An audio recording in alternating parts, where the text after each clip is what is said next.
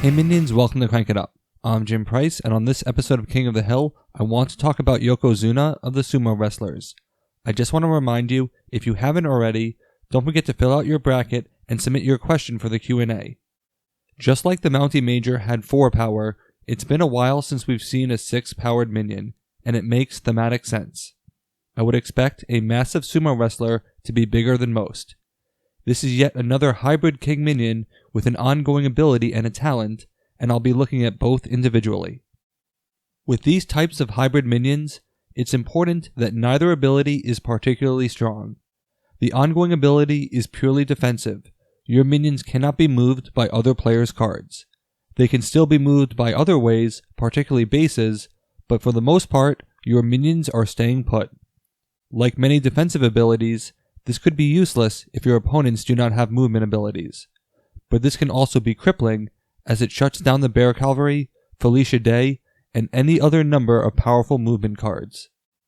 When an opponent moves one of your minions, it's always in their best interest, so to completely disable that, regardless of base, is very useful, even if it only guards against a few cards per game. This ability is different from Little Bo Peep, and there is a place for both. Yokozuna only blocks movement against your cards. It keeps you static, but doesn't necessarily lock down a base. It does, however, provide a global benefit, which is useful because Yokozuna's above average power means you won't necessarily want many minions on that base yet.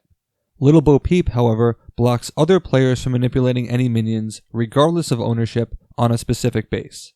One ability goes wide, the other goes deep, and both are useful. So I like this ongoing ability a lot, and it has won quite a few games simply because my opponent couldn't use my power against me. But then there's the talent. If there is a baseline for utility, and the ongoing ability fills 50% of that baseline, you would expect the talent to occupy the other 50%. But Yokozuna is also 6 power already, so the talent should probably be watered down further. But it's not. It's one of the better talents in the game, and you get a choice of abilities on top of that.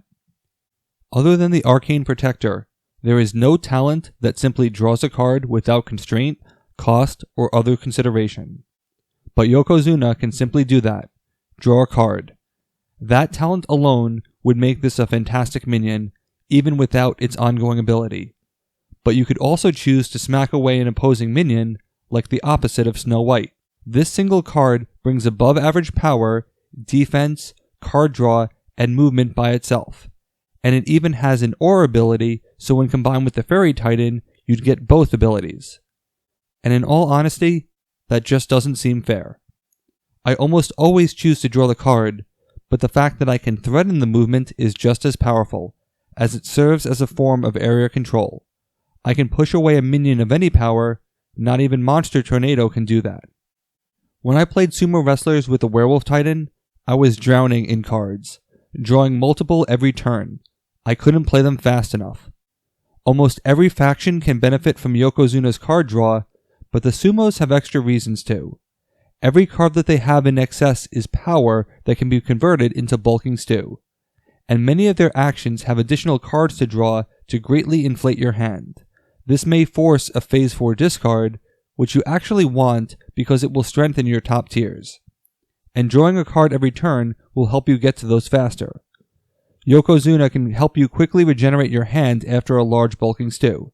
It's pretty self-explanatory. Drawing cards is awesome. And it was only inevitable before Minion got the talent that said simply draw a card, no string attached.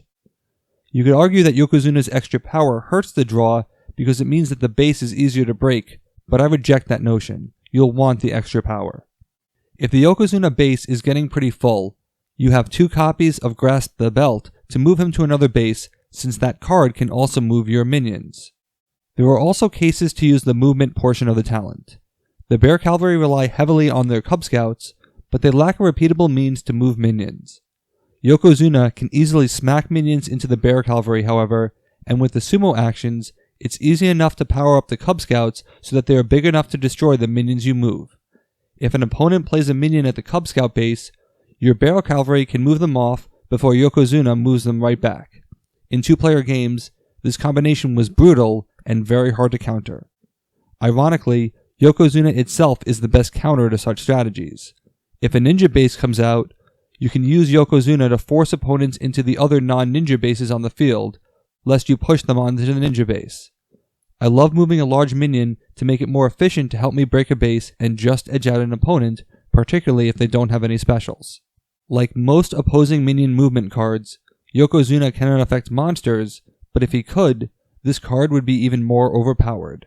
Yokozuna is already stretching the limits of what is acceptable in terms of a King Minion. For thematic reasons, it makes sense that the biggest sumo wrestler would have above average power. But the sumos don't really have any drawbacks to compensate for that. When you factor in the above average power, Yokozuna has essentially 4 abilities, and that is unprecedented.